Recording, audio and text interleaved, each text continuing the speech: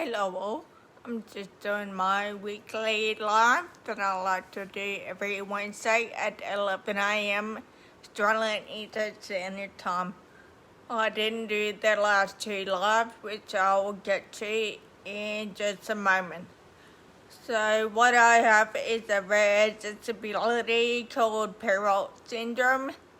The way I explain it is, you know how a baby walks and talks and communicates and focuses and gets forwards in life?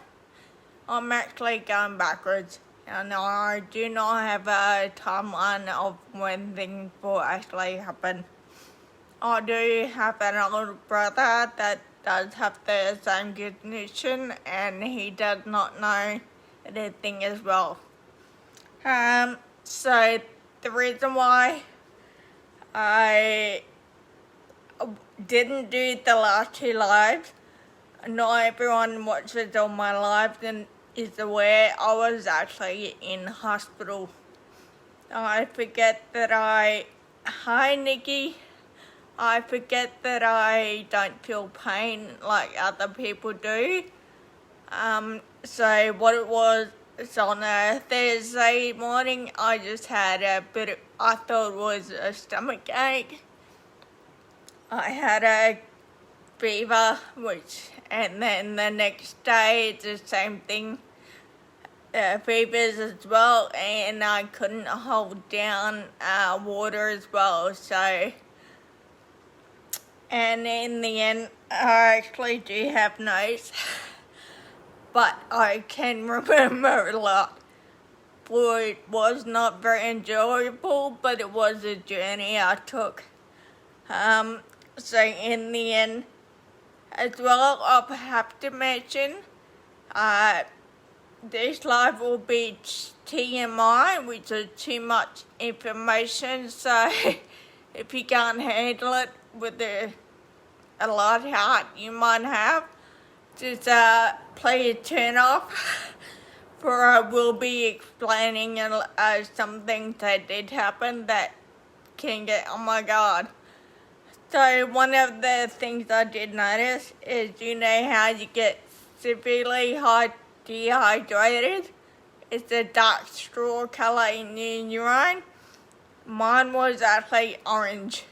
So I was severely dehydrated, having fevers, and for about 2 days not being able to hold down water was obviously something. So in the end it was a burst appendix, which I did not think anything of. As I mentioned, I just thought it was a sore stomach. So as of the Friday afternoon, I just had a very painful groin on my right side. I had to think which side. So yeah, I just packed what I could in my bag. The pain I had was a lot. So I packed what I could, which wasn't, in the end, I didn't think too much of it. Before I called my sister, which is very grateful for her, taking the phone calls and visiting with her 4 young kids, which I'm very grateful. She took the phone calls late at night when she was in bed. So, and, you know, just like a second mother to me, so that's, oh crap, I'm getting emotional. So I thank very much for that, and my auntie as well that took their time to come visit in the afternoon with her other half. So yeah. So when I had the surgery, I can't think of the word, not the sensation, but needing to go to the loo, number 1 or number 2. So, it was sort of like I had to what's the word, learn how to go to loo again. So they upped my IV drip, and that helped. But then that night I would like up the loo every hour, so that was not very fun. Especially when I had surgery, I had a tube out of my left hand side of my groin, because when I had the appendix burst, it was pretty nasty, they said. And so the drain was to just flush out anything else that was happening. I was also having fevers, which didn't help, as well as I lose the words. Oh, getting a sweaty back of a night. That was horrible. Oh my goodness. And as I do mention, always ask for help, or mention, if you need help, ask for it. If I didn't ask for help with the nurse, with pain or water or whatever I needed, it wouldn't have happened. So that's why I encourage people to ask for help, as well as to stay hydrated. For what happened to me can happen to anyone. I'm not trying to scare anyone, but it is something that does happen. So stay hydrated. And then on Sunday I started to have kidney pain.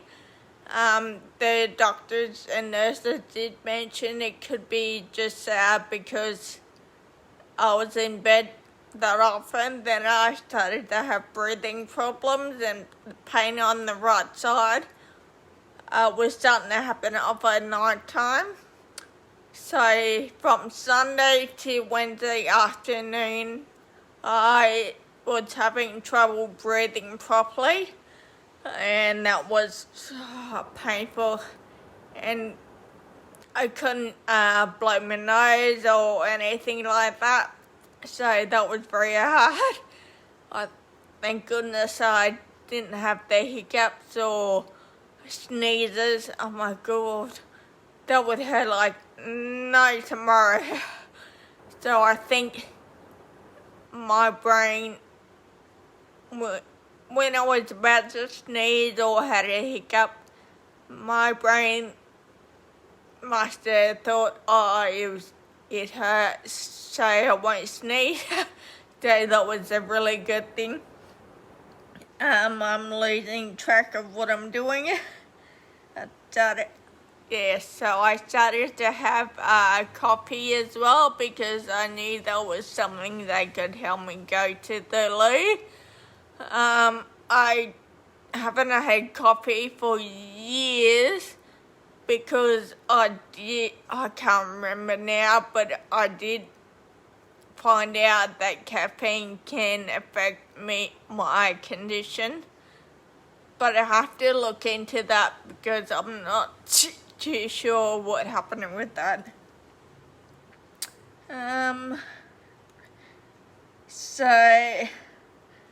And then on Wednesday after, I didn't have surgery, but I did get one done to get another drain so I can breathe properly. That was a good thing, to breathe again properly. I did end up actually having 2 drains out of my body like an alien. But I was very grateful for the nurses and doctors that actually kept me going, because I didn't realize how bad everything could have been. I found out a week later that it could be serious. People actually die from having a burst appendix. So mine was pretty nasty, I was told, and yeah, I got emotional after that, knowing that. I had no idea how bad everything was. So I'm just trying to remember as well of the notes I put down. So all in all, please keep hydrated. That's one of the things the doctors mentioned. It could have been a hard piece of, poo that could have blocked my appendix and just burst. So as well as when I do my weekly lives, I do encourage people to share away my weekly live, because I can only do what I can do, and I'm very grateful for anyone that does it. I'm starting to get sweaty. It does that in Queensland here. I do have my aircons ready to be installed, but that's still a few weeks away. But I have it ready to go. So I'm running out of breath, getting a bit emotional, as I do when I speak about myself. Please mention where you're tuning in from, for I have no idea where you tune in from, where any of my lives get to. So I'm grateful for anyone to watch these lives, and thank you, Nikki, for tuning in. Yes, it does get very serious. I didn't know.